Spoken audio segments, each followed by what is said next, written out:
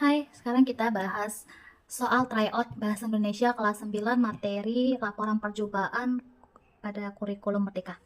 Nah, kita masuk ke soal nomor 1. Pertanyaannya adalah paragraf yang termasuk teks laporan percobaan ditandai dengan nomor. Nah, ini pada paragraf pertama, ini 1, ini paragraf kedua, ketiga, dan keempat. Kita baca satu-satu. Pada paragraf pertama, pada kegiatan B, penulis mendapatkan hasil bahwa kegiatan beberapa tetes tinta dimasukkan ke dalam air. Tinta akan bercampur air dalam beberapa menit tanpa diaduk. Tinta bercampur dengan air secara keseluruhan. Nah, langsung kita temukan bahwasannya ini merupakan teks percobaan karena sudah dilakukan melalui langkah-langkah yang telah dilakukan. Sedangkan pada teks yang ke-2, 3, dan 4, setelah dibaca, ini merupakan teks eksplanasi. Mengapa dikatakan teks eksplanasi? Teks eksplanasi itu adalah teks yang berisi tentang penjelasan atau suatu proses yang berkaitan dengan bagaimana dan mengapa peristiwa itu terjadi, baik peristiwa alam maupun sosial budaya. Karena terlihat jelas sudah dalam teks paragraf nomor 2, 3, dan 4 memenuhi dari teks eksplanasi. Nomor 2, teks di atas adalah bagian dalam teks percobaan. Nah, yang dimaksud adalah ini, bagian ini adalah merupakan hasil. Karena sudah tercantum, pada kegiatan B ini penulis mendapatkan hasil bahwa hasilnya adalah setelah dimasukkan tetesan ke dalam air. Oke, kita masuk ke nomor 3. Nomor 3 adalah pertanyaannya mengenai kata kerja aktif. Kata kerja aktif. Contoh kata kerja aktif ada pada kalimat. Nah, A, B, C, dan D yang termasuk kata kerja aktif adalah A. Mengapa A? Oke, kita bahas pertama kata kerja aktif dahulu. Oke, kalimat aktif itu adalah kalimat yang subjeknya melakukan sebuah perbuatan atau tindakan dalam kalimatnya. Di sini adalah subjeknya Andri. Andri melakukan tindakannya yaitu melakukan percobaan terhadap air mineral. Oke. Yang B, air jernih itu harus dituangkan ke botol terlebih dahulu. B ini merupakan kalimat pasif karena subjeknya adalah air jernih. Subjeknya air jernih yang diberi tindakannya itu dituangkan ke botol. Berarti bukan yang aktif tetapi pasif. Begitupun yang C termasuk juga pasif karena subjeknya air. Air itu diberi tindakan yaitu harus dibuang, harus ditaruh. Sama halnya dengan yang D. Jadi jawaban yang benar yang kata kerja aktif adalah A. Oke, kita masuk ke soal nomor 4. Kita baca dulu pertanyaannya. Paragraf di atas adalah bagian titik-titik dalam teks rekaman percobaan. Kita baca dulu teksnya. Perangkap nyamuk ini lebih aman dipakai dibandingkan cairan kimia pembasmi nyamuk. Alat inovatif ini bisa ditaruh di pojok kamar atau kolong tempat tidur. Selama 1 minggu akan ada banyak nyamuk yang tertampung di dalam botol. Mengapa yang dikatakan? Jawabannya adalah simpulan. Mengapa yang dikatakan simpulan? Karena simpulan itu adalah intisari dari hasil percobaan dan pembahasan. Jadi pembahasan yang sudah dilakukan, percobaan yang sudah dilakukan dan sudah dibahas, dapatlah intisarinya, hasilnya yaitu kesimpulan pembasmi nyamuk. Bukan langkah-langkah, karena langkah-langkah itu adalah urutan proses yang harus dilakukan. Tujuan itu hal apa yang untuk ditujukan? Hasil. Kalau hasil masih hanya hasil, belum dibahas secara menyeluruh. Oke, kita masuk ke soal nomor 5. Manakah di bawah ini yang termasuk kalimat perintah? Oke, sudah jelas terlihat kalimat perintah ada pada kalimat bagian B. Mengapa? Karena kalimat perintah selalu diakhiri dengan tanda seru. Jelas di sini terdapat tanda seru. Yang ini tidak ada, salah. C menggunakan tanda tanya, jelas salah. Yang D tidak. Nah, salah satunya menulis hasil percobaan ini harus menggunakan kalimat imperatif atau kalimat perintah. Kalimat perintah itu menggunakan kata kan, lah, dan diakhiri dengan tanda seru. Maka jawaban yang benar adalah B. Nomor 6. Kita lihat dulu apa soalnya ya. Pernyataan yang sesuai dengan isi kesimpulan. Oke, berarti pernyataan yang sesuai, yang benar. Kita cek satu-satu. Yang A, bahan yang mengandung amilum adalah roti dan tempe. Kita lihat amilum. Salah, karena amilum mengandung roti, tidak menggunakan tempe, berarti salah. Yang B, bahan yang mengandung glukosa adalah roti. Kita lihat yang mengandung glukosa. Salah, yang mengandung glukosa adalah roti dan tempe. Kurang tepat, berarti salah.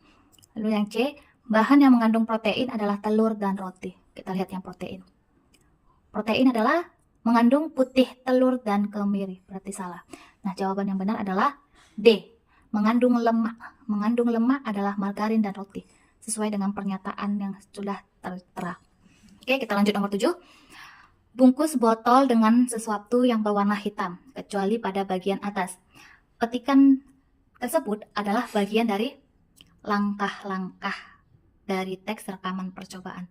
Mengapa langkah-langkah? Karena langkah-langkah merupakan urutan proses yang harus dilakukan, atau urutan proses yang dilakukan dan dikerjakan saat melakukan percobaan. Tidak tujuan, bukan pembukaan, apalagi simpulan. Oke, kita lanjut nomor 8.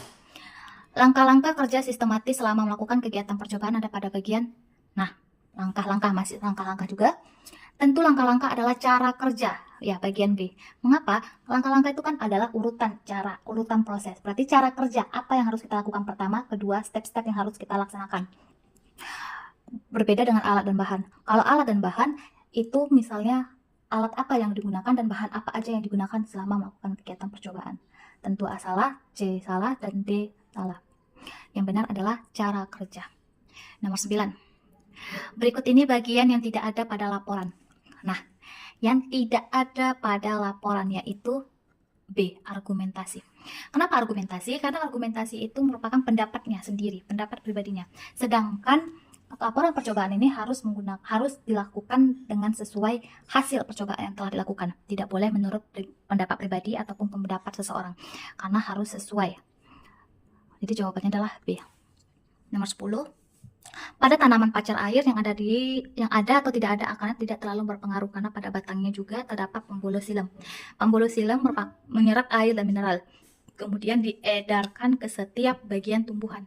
Dengan begitu, maka daun dan pembuluh silem akan berubah warna menjadi merah dan biru. Tentu struktur yang dari teks tersebut adalah hasil. Mengapa dapat dikatakan hasil? Karena dari teks ini sudah dijelaskan.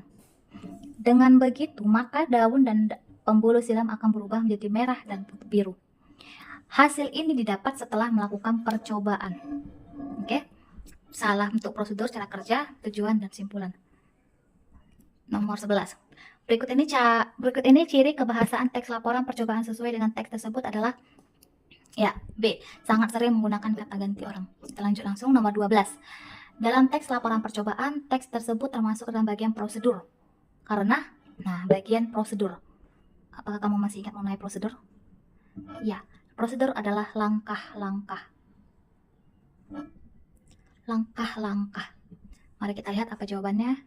Jawabannya adalah C, menguraikan langkah-langkah secara berurutan. Oke, kita lanjut ke nomor 13.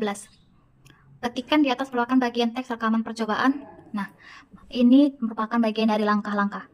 Contohnya, campur gula merah dengan air panas. Selanjutnya, biarkan hingga dingin dan kemudian tuangkan di separuh bagian potongan bawah pohon. Sudah jelas, langkah-langkah menggunakan kalimat perintah. Kalimat perintahnya yaitu diakhiri dengan tanda seru dan menggunakan katakan atau lah. Oke, jelas jawabannya adalah B. Nomor 14, tujuan penulisan teks laporan percobaan.